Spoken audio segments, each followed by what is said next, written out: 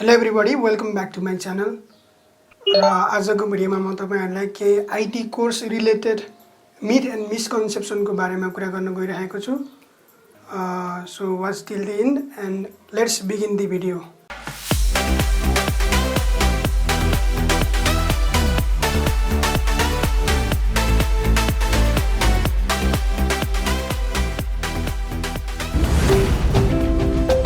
Okay, हाम्रो society and IT aspirant र IT कोर्सको बीचमा एकदमै ठुलो ग्याप छ हैन. आईटी स्टुडेन्टको सुरुमा एकदमै हाई एक्सपेक्टेसन हुन्छ. मैले आईटी पढेपछि अब सबै कुरा गर्न सकुला हैन, सबै कुरा गर्न सकुला टाइपको हुन्छ र सोसाइटीले पनि त्यही अनुसार एक्सपेक्टेसन गरेको हुन्छ. तर यसको रियालिटी र एक्सपेक्टेसन त्यही केही म्याच गर्दैन हैन. रियालिटीमा के छ भन्ने कुरा त त्यो पढेको मान्छेलाई नै थाहा हुन्छ. सो मैले केही कुराहरु रियलाइज गरेको छु. मैले आईटी पढ्न लागेको 4 वर्ष जति हुन लाग्यो. So I realise something in the past related to this myth and misconception. र आजको भिडियोमा म यी कुराहरु शेयर गर्न ट्राई गर्ने छु. अब फर्स्ट मिथ चाहिँ एकदम इन्ट्रेस्टिङ छ, किनभने यो चाहिँ हामीले दैनिक जीवनमा भोगिरहेका हुन्छौँ. आईटी स्टुडेन्टहरुले आईटी पढेपछि जुनसुकै वेबसाइट पनि ह्याक गर्न सक्छ, वाइफाई ह्याक गर्न सक्छ, or social media like Facebook, Twitter, Instagram त हैन यसले 5 मिनेटमै ह्याक गरिदिन्छ भन्ने टाइपको त्यो बिलिफ हुन्छ. र आईटी पढ्नुभन्दा अगाडि स्टुडेन्ट बिचमा पनि यस बारेमा धेरै कन्फ्युजन देखिन्छ. मैले ह्याकिङ सिक्छु होला आईटी पढेपछि भन्ने टाइपको हुन्छ. तर यसको रियालिटीसँग कुनै रिलेसन नै छैन हैन. आईटी कोर्समा ह्याकिङको बारेमा एक पेज पनि छैन. त्यो एक्चुअल प्र्याक्टिकल ह्याकिङको बारेमा हैन. लेख्न त लेखेको छ, साइबर सेक्युरिटी सम्बन्धी कुराहरु छन्, तर एक्चुअलमा त्यो छैन. आईटी पढेको मान्छेले ह्याक गर्न सक्छ भन्ने कुरा त एकदमै इलोजिकल हो हैन. अब ह्याक गर्न सकिन्छ, नसकिने हैन, तर त्यसको लागि तपाईहरुले 2-3 इयर्सको छुट्टै इथिकल ह्याकिङको कोर्स लिनुपर्छ. आईटीमा त्योसँग सम्बन्धित कुनै कुरा छैन. यो कन्फ्युजनमा नरहनु होला. र पर मन्थ मैले त 2-3 मेसेज चाहिँ ह्याकिङ रिलेटेड पाउँछु इमेलमा हैन. मेरो फेसबुक ह्याक गरिदिनु पर्यो साथीको हैन, साथीको अकाउन्ट ह्याक भयो, मेरो रिकभर गरिदिनु पर्यो, यस्तो टाइपको. आईटीले त्यो गर्न सक्दैन, किनभने फेसबुक, इन्स्टाग्राम एन्ड ट्विटरमा हामीभन्दा एकदम एक्सपर्ट इन्जिनियरहरु हुन्छन् हैन. उनीहरुलाई धेरै कुरा थाहा हुन्छ. र अर्को कुरा चाहिँ एकदम हार्डवेयर रिलेटेड छ हैन. अब आईटी पढेको मान्छेले सबै कुरा रिपेयर गर्न सक्छ भन्ने टाइपको बिलिफ हुन्छ, जुन चाहिँ एकदमै त्यो इरिलेभेन्ट हुन्छ आईटी कोर्सको उसमा हेर्दाखेरि हैन. आईटीमा हार्डवेयरसँग सम्बन्धित कुरै पढाइदिँदैन. रिपेयरिङको कुरा त त्यो पढेको कुरा हो हैन. सो आईटी पढेका छ बाबु मेरो चार्जर बनाइदेऊ, अथवा दाइले आईटी पढ्नु भएको मेरो ल्यापटप बिग्रियो बनाइदिनुस् भन्ने टाइपको मेसेजहरु धेरै भेटिन्छ हैन. यो हामीले डे टु डे लाइफमा फेस गर्ने कुरा हो. आईटी पढेको मान्छेले ल्यापटप बनाउन सक्छ, राउटर बिग्रेको छ राउटर बनाउन सक्छ, मोबाइल बिग्रेको छ त्यो बनाउन सक्छ भन्ने कुरा चाहिँ ट्रु छैन. त्यो गर्न सक्दैन. त्यो चाहिँ तपाईहरुले रिपेयरिङ सेन्टरमा गएर बनाउने हो. 6 महिनाको ट्रेनिङ लिनुभयो भने तपाईहरु रिपेयरम्यान बन्न सक्नुहुन्छ. त्यसको लागि 4 वर्षको आईटी पढ्न जरुरी छैन. र अर्को कुरा के छ भनेदेखि आईटी पढेको मान्छे चाहिँ एक्स्ट्रा अर्डिनरी प्रोग्रामर हुन्छन्. उनीहरुले हरेक ल्याङ्ग्वेजमा प्रोग्राम लेख्न सक्छन् भन्ने हैन. यो पनि एकदमै फल्स बिलिफ हो. आईटी पढेको मान्छेले प्रोग्राम गर्न जानेको हुन्छ भन्ने कुरामा कुनै सत्यता छैन हैन. अब र प्रोग्राम जान्नलाई आईटी पढ्नै पर्छ भन्ने पनि छैन. तपाईहरुले बाग बजारतिर गएर 6 महिनाको ट्रेनिङ लिनु भने you will be an expert in programming. र मल्टिपल ल्याङ्ग्वेजको त कुरै छैन. एउटै ल्याङ्ग्वेजमा पनि मान्छेलाई त्यो मास्टरी गर्नलाई हैन 1 to 1.5 इयर लाग्छ एकदम डेली 5 इयर्स दिए पनि. र आईटीमा यस्तो छैन. आईटीमा तपाईहरुलाई पास गराउने हेतुले पढाइन्छ. त्यो त्यस्तो प्र्याक्टिकल त्यति धेरै हुँदैन जति एक्सपेक्टेसन हुन्छ हैन. अर्को कुरा चाहिँ अब प्लेसमेन्ट एन्ड जबको बारेमा छ.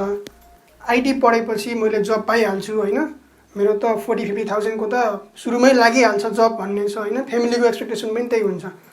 आईटी पढाउन त हैन, आईटी पढेपछि अब सक्दा बित्तिकै जब पाइहालिन्छ नि भन्ने टाइपको हुन्छ. यो पनि एकदमै फल्स कुरा हो हैन. विच इज एकदमै रङ कुरा हो, किनभने पढ्दा बित्तिकै जब पाउने त कोही पनि हुँदैन हैन. आईटीमा मात्र हैन, अरु पनि कोर्सेसहरुमा त्यही हो. तपाईसँग स्किल हुनुपर्छ. र यदि तपाईहरु कलेजकै भरमा बस्नुहुन्छ भने त तपाईहरुले 10,000 को जागिर पाउन पनि एकदमै गाह्रो हुन्छ. त्यस्तो रियल वर्ल्डमा रिलेटेड कुराहरु कोर्समा त्यति भेटिदैन. जुनसुकै कोर्स हो भने BSc CSIT, BCA, BIM और BIT और यो ब्रिटिश कलेजहरुको आईटी डिग्री हैन, अनि कम्प्युटर इन्जिनियरिङ यो कुरामा भेटिँदैन, रियल वर्ल्डसँग रिलेटेड कुराहरू खासै छैन। तपाईँहरूले घरमै बसेर सिक्नुहुन्छ भने चाहिँ जब पाउनु छुट्टै कुरा हो, तर जब लागिहाल्छ भन्ने कुरा चाहिँ हुँदैन। अब अर्को कुरा चाहिँ आइटी पढेको मान्छेलाई कम्प्युटर मोबाइलको बारेमा सबै कुरा जानकारी हुन्छ भन्ने हुन्छ होइन। मैले कुन ल्यापटप किन्दा राम्रो होला, मैले कुन मोबाइल किन्दा राम्रो होला भन्ने, अनि लेटेस्ट मोडलको कुन ओएस आएको छ होइन, कुन भर्जन आएको छ, यो त यसलाई आइटी पढेपछि त सबै आउँछ होला भन्ने टाइपको हुन्छ। यो भरमा परेर पनि तपाईँ आइटी पढ्न आउनुभयो भने तपाईँहरू पछुताउनुहुन्छ। आइटी पढेको मान्छेले केही पनि थाहा हुँदैन यससँग रिलेटेड कुरा। यो चाहिँ तपाईँहरूले 11-12 पढ्ने विद्यार्थीले पनि यदि अनलाइन रिसर्च गर्छ, डेली न्युजहरू पढ्छ टेक रिलेटेड भने उसले पनि थाहा पाउन सक्छ। यसको लागि आइटी पढ्नुपर्छ भन्ने जरुरी छैन। इभन मलाई पनि थाहा छैन अहिले लेटेस्ट कुन चलिरहेको छ होइन, ल्यापटप कुन आइरहेको छ मलाई पनि थाहा छैन, विन्डोजको कुन भर्जन आइरहेको छ मलाई पनि थाहा हुँदैन। र आइटी पढेको विद्यार्थीलाई यति कुरासम्म थाहा हुँदैन कि विन्डोज ओएस राख्नसम्म आउँदैन कि ल्यापटपमा, तपाईँले त्यस्तो भेटाउनुहुन्छ होइन। त्यो ह्याकिङ र सबै स्पेसिफिकेसनको कुरा त परै छ। विन्डोज ओएस राख्न आउँदैन, पेन ड्राइभ फर्मेट गर्न आउँदैन, विन्डोजको तपाईँको ड्राइभ पार्टिसन गर्न आउँदैन होइन, डुअल बुट गराउन आउँदैन, कुरा धेरै छन् होइन, जुन कुरा आइटीसँग रिलेटेड कुरा होइनन्। तपाईँहरूले यो कुरा घरमै सिक्नु पनि सक्नुहुन्छ। अब अर्को कुरा चाहिँ +2 सकेको विद्यार्थीहरूको लागि। अब +2 सकेपछि ब्याचलरमा गएपछि एकदम रिल्याक्स छ जिन्दगी होइन। अझ आइटी पढेपछि त थ्योरी पढ्नै पर्दैन, सबै प्र्याक्टिकल हो, त्यो त म गरिहाल्छु नि भन्ने टाइपको हुन्छ होइन। अब यस्तो चाहिँ छैन, तपाईँहरूले थ्योरी पढ्नै पर्छ, रट्नै पर्छ। 1 महिना तपाईँहरूले मोरिमेटर लाग्नै पर्छ इक्जाम पास गर्नुको लागि। ब्याकलग लाग्यो भने धेरै दुःख दिन्छ। प्र्याक्टिकल भन्ने कुरा त कति छ र होइन, 40 मार्क्सको हो, 60मा 40 मार्क्सको प्र्याक्टिकल हुन्छ। प्र्याक्टिकल पनि तपाईँहरूले डेली लाइफमा चाहिने प्र्याक्टिकल हुँदैन। एकदमै होइन माइक्रो प्रोसेसर लेभलको अर कम्प्युटर एसेम्बली गर्ने कुरा भयो, नेटवर्किङको एकदम पुरानो अब त्यो जमानाको कुराहरू पढाइन्छ। अहिले अपडेटेड कोर्सै छैन, पाइथन PHP भएको कुनै कोर्स छैन नेपालमा होइन। सो यस्तो रिल्याक्स जिन्दगी हुने तपाईँलाई एकदमै रेस्पोन्सिबिलिटी थपिन्छ, फ्यामिली मेम्बरबाट एकदम हाई एक्सपेक्टेसन हुन्छ, सोसाइटीबाट पनि हुन्छ। र तपाईँहरू ब्याचलर गरिसकेपछि अब जबलेस बस्नु पनि त्यति सुहाउँदैन होइन। जब कुनै त एकदम स्ट्रगल गर्नुपर्छ, कि त लिङ्क हुनु पऱ्यो अथवा स्किल हुनु पऱ्यो, दुइटै छैन भने चाहिँ गयो। अब अर्को चाहिँ कलेजसँग रिलेटेड कुरा छ। आइटी कलेजहरू त एकदम खतरनाक हुन्छन् होला होइन।